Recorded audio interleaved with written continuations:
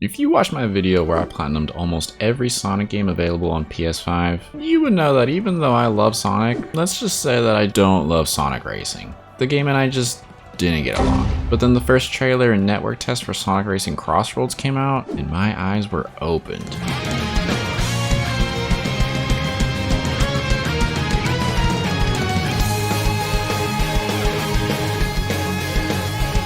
So yeah, I pre-ordered the digital deluxe edition and prepared myself to unlock the platinum trophy, no matter how long or hard. For starters, this game had an early access release on September 21st, 2025. To those of us that can't control our wallets around collab skins and battle passes. They released to generally higher reviews than a certain other competitor who also just put out an arcade kart racer. Not gonna say names here, but the critics were kinda onto something. Without spoiling too much up front, the game is surprisingly incredible. That's how I've been describing it to everyone around me. And the requirements to unlock the platinum trophy, on paper, no big deal. In practice, we got another Sonic Forces situation here, if you know what I mean. So what exactly had to be done? I had to win every Grand Prix at the highest speed, defeat all of the rivals, win my way through the race park mode, obtain A ranks on every time trial, buy almost everything, and rank up my gadget plate. Again, on paper, not too bad of a list. Let me explain. First of all, the game is divided into offline and online modes. Now fortunately for me, there were no online related trophies. I only had to beat up on some clankers for this platinum. I'll talk about some of the online options later, but my primary focus was the offline modes, of which there are 3 major categories: Grand Prix, Race Park, and Time Trials. And naturally, I started by thrusting myself into a Grand Prix, which leads me to happily announce that this game has no story. Thank God. Just fully fleshed out characters bantering across interdimensional racetracks. So keep your eyes on the road. I know how to handle the curves like an expert.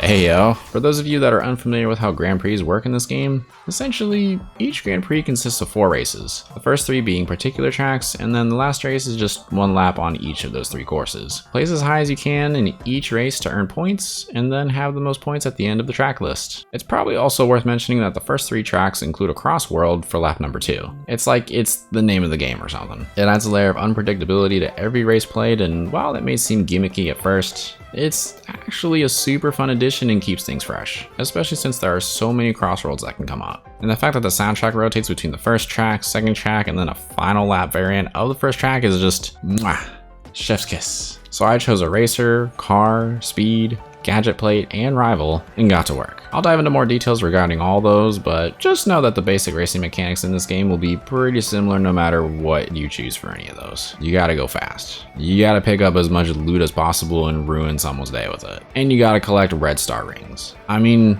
normal rings matter too, but the red star rings provide a nice bonus reward at the end of every race, in the form of tickets. And just know that I'll need to stack tickets to unlock things at some point, but again, I'll talk about that more later. For now, I just had to get my first Grand Prix victory on the board. To celebrate, I checked out a custom vehicle for Sonic himself. Notice the amount of care and detail that anyone can put into making cool cars. Precision, the craftsmanship, the painstaking attention to detail. And notice how you could also just make a cereal box, slap a sticker on it, and call it a day. The choice is yours. Speaking of stickers, just as a little experiment, I'd like you to tell me which sticker I placed on Sonic's Lambo, besides the giant werehog, obviously, and count how many times you notice it during the video. Comment down below with your answer. And if you'd like little challenges like this and my big challenges, then make sure to like and subscribe for more. That support can really take the video far, and I greatly appreciate your support. I also greatly appreciate the fact that just playing races levels up your gadget plate, which simply just allows you to equip free abilities, stat boosts, and power-ups before every race. It was also at this point that I started to realize that the trophies are all tied to in-game challenges that unlock new title cards and free tickets. So again, pretty cool how intuitive and fluid the unlock process is, for now. Fortunately, I was pretty locked in on winning as many races as possible, eventually touching grass in every CrossWorld. In this initial Grand Prix grind,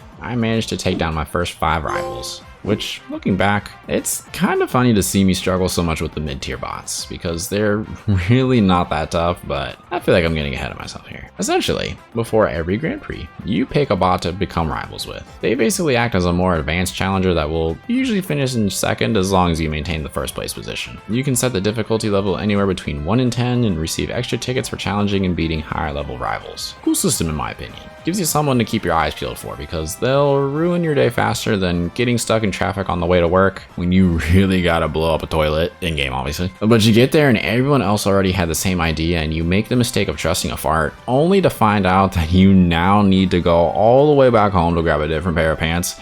But out of sheer embarrassment, decide to just take a sick day, even though you only have 40 hours of sick time to use for the entire year. So you end up spiraling into your bedroom and face existential dread regarding all of your life decisions leading up to this point. Did I mention this game was designed for children? Anyways, so I completed all 7 of the main Grand Prix, unlocking a secret Grand Prix. That technically also rolled credits, so I then decided to round out the final Grand Prix on Sonic Speed as Sonic, and prepare myself for Supersonic Speed. So at this point, the fastest I had driven in-game was only about 200 miles per hour. We can debate if it actually feels like that or not, but the next speed class brought the maximum to 250 miles per hour. I had also been playing with steering assist on and decided to take the training wheels off moving forward. Oh yeah, this game's helping hand features are actually super helpful and can help anyone compete in most situations. But if you want maximum control and really want to feel the wind in your hair, then you need to go get your driver's license, you nerd. But seriously, it was so freeing to finally allow myself to just fly off the course and have to restart certain races so I didn't waste all my time trying to beat higher level rivals. Tough learning curve, but once you figure it out, it is even more fun than before. That's probably why there's a whole trophy dedicated to winning a Grand Prix on Supersonic Speed.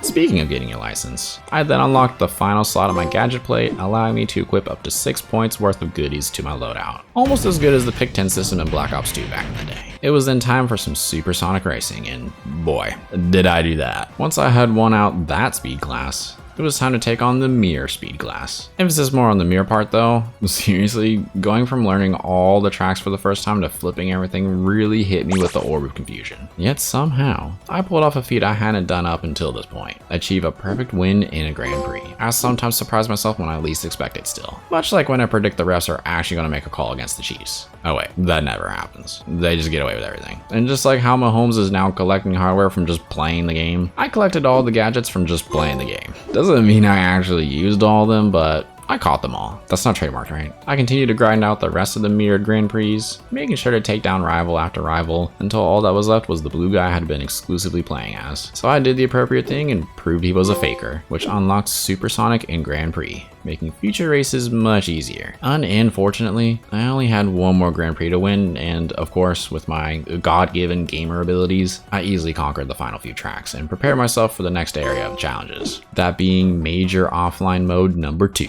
Race Park. Now this area was designed to be the hub for all single race events in the game, even some with interesting rule sets to say the least. It also has a version of the rival system in place, but instead of facing off against a single rival, I had to outrace entire teams of AI characters. And after 3 victories against a single team, I would get a ticket bonus and then line up against the next team. And so on and so forth, but let's not get carried away right now as I just had to start somewhere first. Now Race Park contains 6, count them, 6 different modes to tackle. I started by knocking out the quick matches as they were just the standard single races. Nothing special, just like the New York Jets. Next up was Extreme Match, which upped the ante by providing everyone with streamer loot around every corner. Shortly after that, I managed to beat the last of the rival teams for the first time. Look, a clanker is simply no match for me, even when it comes to the wackier modes, which again, I don't know how else to better describe certain aspects of this game. I did my thing to the bots. You see, in the remaining modes, I had the opportunity to still win the race without coming in first. Let me explain. So these remaining modes were team races, where while my finishing position mattered for initial scoring, a team bonus could decide who actually wins the race. For example, in double team shootout, not only do 2 teams compete to earn a better finishing point total, but teams hitting opponents with items gets tracked. And the team that successfully uses more items to take out enemy combatants gets an extra chunk of points. See my example. Okay, my team kinda maybe clutch, turn the tables. Wait, let's freaking go, dude. Spoiler alert. Wait, hold on, let me see that play out. Okay, yeah, see, that's a less than 10-point differential, 8-point differential, and if we win, yeah, by the bonus we get 15, then we win by 7. Math! It took so much brain power for me to figure that one out, holy moly. Fortunately, this trophy just kind of worked itself out for me, which I'm not going to complain about. Speaking of things just working out, I managed to not only win some double team shootouts, but I took down a max level rival team at the same dang time. And not to bore you by just saying I grinded out the rest of the Race Park modes, but that's basically all I did. Fortunately, all the modes are pretty aptly named, as there's double team dash panel, triple team ring grab, and triple team tab boost. If you need further explanation, just Google it or try it out yourself. I mean, they're fun enough, honestly, and provide a good change of pace for the game outside of standard races and Grand Prix. To close out Race Park, I defeated all the rival teams a second time. Again, gotta let the automated cashiers know to just put the fries in the bag. I also finished up the challenges that weren't trophy related, as they just require me to use certain gadgets. Now, ladies and germs, the staple of any single player racing experience. The time trials. The last offline mode remaining for me to overcome at this point. Fortunately, I basically just had to get only an A rank on every course at both of the available speed classes. And rather than just telling you I unlocked this trophy, then I had trouble with this course, but I beat it, yada yada yada, I'm just gonna montage the highs and lows here. Resourceful Racer obtained 5 item boxes during a time trial race. Again, I'm not going to complain. I feel like I don't deserve these A ranks, but it's not really giving me like a target, you know? B! I gotta shave 2 whole seconds? Okay, hold on. Okay, hold on. Oh, I definitely shaved off 2 seconds. That's what we want to see. Raising the bar. Achieve a new registered personal record on any course. B rank? What am I supposed to do here? I didn't even shave off 0.1 second, dude. I did all that effort for 0.06 seconds. Are you kidding? Holy moly, dude. It was the top path. Top path is slower. That's crazy. Nice. Safe driver. Oh, finished time trial without touching a wall once. Of course I would do that on Radical Highway without even thinking about it. Oh, S rank? Let's go! Of course my first S rank is for Sonic Frontiers. Let's go! Course Navigator. Get A rank or higher on Sonic Speed on all main courses. Let's see if there's a chance. CrossWorlds Navigator, let's go! Get A rank or higher on Sonic Speed in all CrossWorlds. And Jack of all courses, get A rank or higher on Sonic Speed in all courses. Oh! No! No, I felt it in my soul when I saw that. 205.2. Oh my god, I just knew, dude. I knew. Oh my god, what the you know what? We're just that's a no-go. Nice. Course Conqueror. Get A rank or higher on Supersonic Speed on all main courses. Oh, CrossWorld Conqueror. Get A rank or higher on Supersonic Speed in all CrossWorlds. And Elite Course Conqueror. Get A rank or higher on Supersonic Speed in all courses. Thank God. Ooh, Sonic Adventure 2. W. I will add that I did take a break from the time trials to try out the first ever festival in this game, which is just a big online event where I played, and by played I mean lost, team events to earn points and unlock themed prizes. And I believe every theme is going to be based around collabs that release at the same time. So in this case, Hatsune Miku came first, and then Minecraft actually came shortly after. Unfortunately, the point and therefore the ticket earn rates were just not worth it to me, as there were much faster ways to earn tickets that I would have to prioritize soon. And not to be a hater, but I'm just not a big Hatsune Miku or Minecraft guy. Remember when I challenged you to figure out which decal was also on Sonic's speed vehicle? Did you ever figure it out? No. Exactly. So why would I grind out what's essentially a very short-term battle pass for a few decals of a collab skin I'm never going to use? Riddle me that, Batman. In addition to a riddle, I have a fun fact for you. It was also around this time that I received my first ever pack of Magic the Gathering cards from my older brother. And of course, it's the Sonic collab. Look, my Fortnite squad is very into MTG, and they've been unsuccessful in getting me to play it for probably years now at this point. It was only a matter of time until one of them gifted me some cards, and this was the perfect opportunity, and timing too, honestly. Very thankful to have family that cares about me that much though. Seriously, hug a loved one tonight if you get the chance. Not to get sentimental in the middle of a YouTube video, but maybe I'm just sentimental these days as my son is really becoming a toddler right now, and my big Sonic video was posted this time last year. Time really do fly, so make every second count. That's some old people wisdom right there, geez. Holy moly, dude, I'm old.